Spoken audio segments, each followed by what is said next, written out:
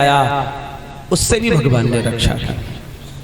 गौचारण करते हुए, वन भोज करते हुए भगवान जब जूठन खाते हैं तब ब्रह्मा जी की मति बौरा जाती है, ग्वाल बालों का हरण कर लेते हैं और भगवान इन ब्रजवासियों को सुख देने के लिए उतने ही ग्वाल बाल अपने रूप से प्रकट करते हैं।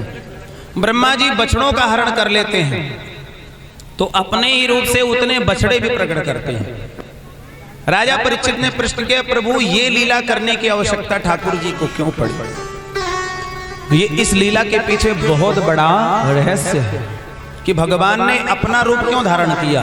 ब्रह्मा जी से वापस ला सकते थे, सामर्थ्य थे, लेकिन भगवान ने अपने ही रूप से ग्वाल बाल इसलिए प्रकट किए, बहुत ध्यान से सुनना, बछड़े और ग्वाल बाल इसलिए प्रकट किए क्योंकि मां यशोदा के सुख को देखकर सभी ब्रजवासी माताएं ये मन में भाव रखती थी कि काश ये सुख हमें भी प्राप्त होता, हमारे भी कन्हैया जैसा बालक होता, हम उसको लाड लाती, प्रेम करती, उसको प्यार करती। एक गैया भी विचार करती कि कभी कन्हैया जैसा हमारा भी बालक हो, हमें कन्हैया प्रेम करे।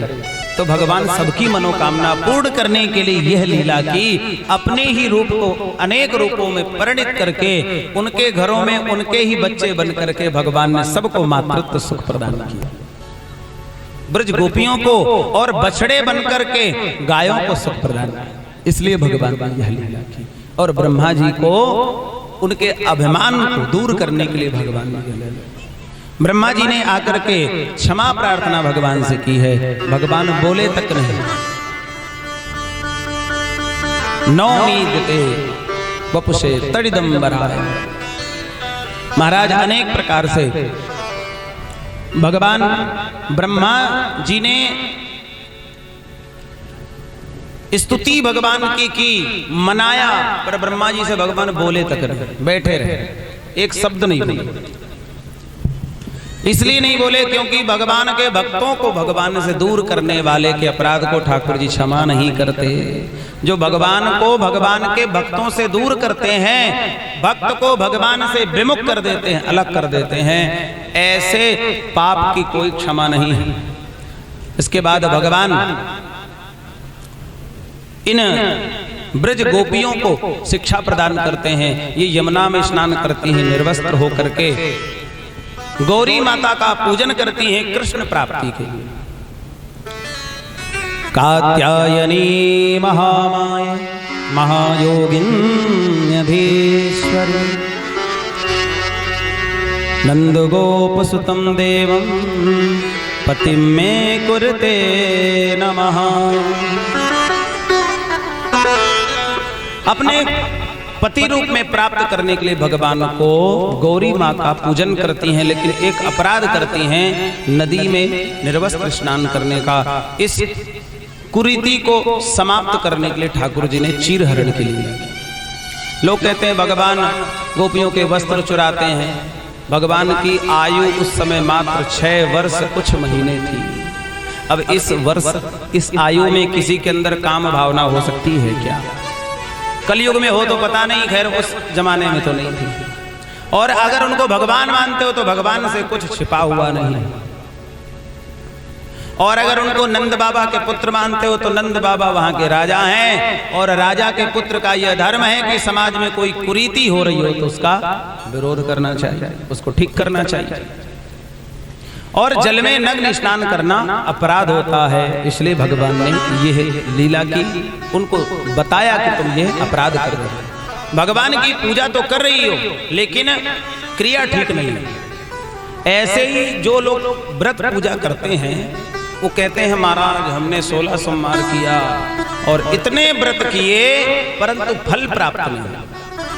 तो कहीं ना कहीं व्रत में कोई ना कोई त्रुटि हो रही है, इसलिए तुमको फल नहीं मिल रहा है। व्रत के दिन क्रोध नहीं करना चाहिए, सहन नहीं करना चाहिए, झूठ नहीं बोलना चाहिए, ईर्ष्या नहीं करनी चाहिए, किसी पर क्रोध नहीं करना चाहिए। इतने चीजों का पालन कौन करता है? एक भी नहीं करता है तो व्रत का फल कैसे मिलेगा? कैसे संभव? व्रत के नियम का पालन करो ना। व्रत का मतलब होता है संकल्प। संकल्प का अर्थात ये है कि आज का दिन जिन देवी देवता का व्रत रखा है, आज का पूरा दिन उन देवी देवता के लिए समर्पित है। व्रत का मतलब ये होता है, ये नहीं कि खूब खाया पिया खर्राटे लेके सोए, किसी ने कुछ कह दिया तो 4 बातें सुनाई, आज हमारा व्रत है हमसे हिसाब से बात करो। तो ऐसे व्रत करने से क्या फायदा। एकादशी रहेंगे तो कम से कम 20 बार बताएंगे लोगों आज एकादशी है, आज खीरा ले आना, केला ले आना, बर्फी ले आना, रबड़ी ले आना, फल ले आना, खरबूजा तरबूजा, कितना खाते हैं एकादशी को।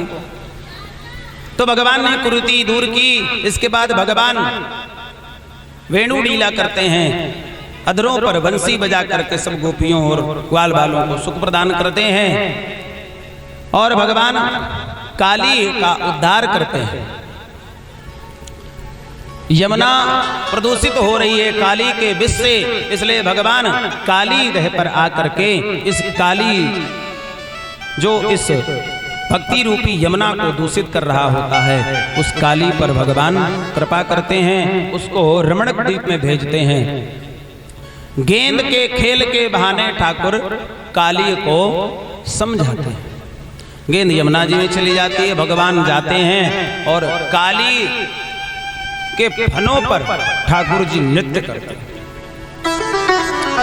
ऐसा नृत्य किया जिस फन को वो काली उठाए काटने के लिए, उसी फन में पैर ठाकुर जी का पड़े। ऐसा भयंकर नृत्य ठाकुर जी ने किया। और यहाँ ठाकुर जी नृत्य कर रहे हैं और आकाश मार्ग में भगवान भोलेनाथ तांडव नृत्य, इधर हमारे भगवान बालकृष्ण तांडव गति मुंडर पर नृत्यत गिरधारी। सम सम सम सनकादि नम नम नम नारदादि गंग गंग गंग गंधर्व गण सबे देत ताली, तांडव गति मुंडन पर नाचत गिरधारी। पम पम पम पग पटकत फम फम फम फनन ऊपर, बिम बिम बिम बिनती करत नाग वधु आली, तांडव गति मुंडन पर नाचत गिरधार। इसके फनों से रक्त की धार बह चली, त्राही माम करके शरणागत हुआ, भगवान से निवेदन करने लगा, आपने ही विष दिया है मुझे विषधर आपने बनाया है, मेरा स्वभाव है काटना, तो मैं क्या करूं। विष किसने भरा मुझे, आपने ही तो दिया है।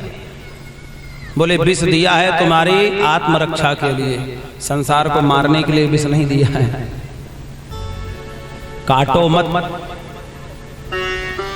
फुफकारो लेकिन काटो मत, और काटने के लिए मना किया है तो फुफकारना मत भूल जाना। जैसे हमारा हिंदू समाज हो गया है, अहिंसा का पाठ ऐसा पढ़ लिया है कि काटना तो भूल ही गया है, फुफकारना भी भूल गया है।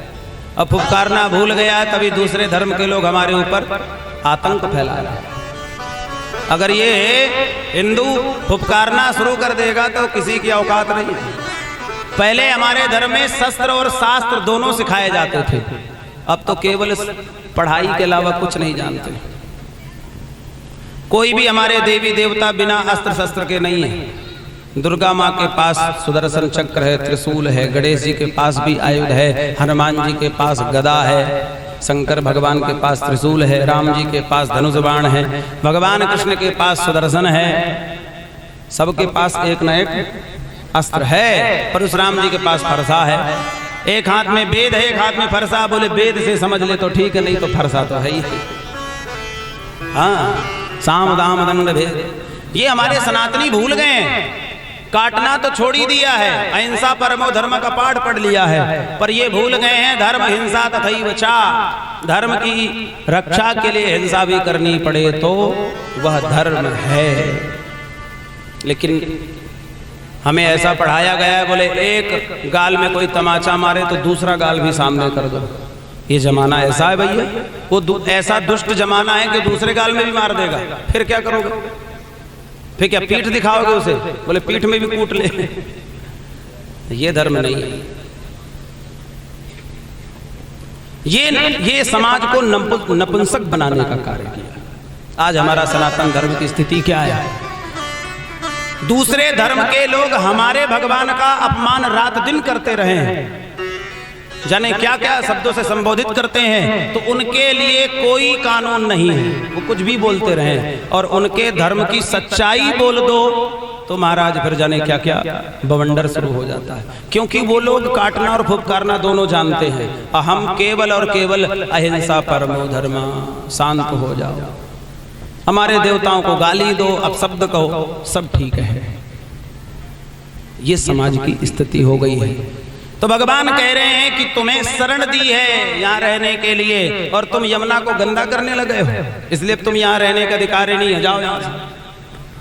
हाँ, जिसको शरण दी भगवान ने यमुना में रहने के लिए, तुमको जगह दी, तुम यमुना को ही दूषित करने लगे, तो ये शिक्षा ले लो। तुमको शरण दी है इस देश में रहने के लिए, इस देश को ही गंदा करने लग गए, तो समय आ गया कि तुम यहाँ से अब राधे राधे कर जाओ। बोलो बांके बिहारी लाल की।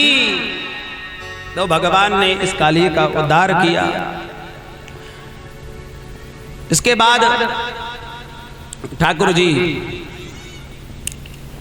अनेक लीला करते हुए, अनेक दैत्यों का संहार करते हुए, एक दिन गोविंद प्रातःकालीन उठते हैं और देखते हैं कि चारों तरफ सुंदर सुंदर पकवान बन रहे हैं, भंडारे शुरू हैं बनना। भगवान उठे, मैया से बोले भूख लगी। मैया बोली आज तो लाला अभी ना मिलेगो, जब तक इंद्र को भोग नहीं लग जावेगो, इंद्र की पूजा नहीं हो जाएगी, तब तक कछु ना मिलेगो। भगवान विचार करते, मुझसे बड़ा भगवान कौन आ गया ब्रज में, जिसके बगैर मोह कछु ना मिलेगो। बाबा के पास गए, बाबा ने भी कह दिया जय जय की पूजा होगी। कन्हैया कह रही है जय जय है कौन, कौन से जय जय की पूजा कर रहे हो? तब बाबा ने बताया कि हम इंद्र की पूजा करते हैं, दीपावली के बाद दूज के दिन इंद्र की पूजा होती है। क्यों करते हो? बोले जल का देवता है, हमारा धन ही ये जल वृष्टि होती है तब सुंदर सब उत्पन्न होता है, वनस्पति जिनको हमारी गैया चरती हैं तो हमारे घर में धनधान्य होता है। भगवान ने कहा कर्मणा जायते जंतु कर्मणैव विलीते सुखम दुखम भजम क्षेमम कर्मणैवाभिपद्यते। सब कर्म के अनुसार ही जीव को प्राप्त होता है। जहाँ इंद्र की पूजा नहीं होती तो क्या वहाँ वर्षा नहीं होती? इंद्र का कार्य है वर्षा करना, इसलिए इंद्र की पूजा मत करो, प्रकृति की पूजा करो। तब भगवान ने कहा कि हम जिसकी कहते हैं उसकी पूजा करो। तो ब्रजवासी बोले भैया कन्हैया तेरे कहने पे पूजा तो करें, अगर इंद्र को बुरा लगा, इंद्र ने कोप किया तो रक्षा कौन करेगा? बोले जिसकी पूजा करोगे वही रक्षा करेगा। अच्छा एक शर्त और बताओ, इंद्र तो प्रकट है के प्रसाद पातो, तुम्हारा देवता को प्रकट है के प्रसाद पानो पड़ेगा। भगवान बोले ये भी ठीक है। अच्छा कहा बनावे तुम्हारे देवता के लिए? बोले जो तुमने बनाकर तैयार किया है वही भोग लगाए दो। सब अपने अपने बैलगाड़ियों में सामग्री रख करके और गिरिराज की तलहटी में चल रहे हैं। आओ हम सब भी भगवान गिरिराज धरण की शरण में चलें। बोलो गिरिराज धरण की। गिरिराज जी की परिक्रमा लगाने चलते हैं सब लोग, गिरिराज जी का ध्यान करते हुए। बोलो गोवर्धन नाथ की।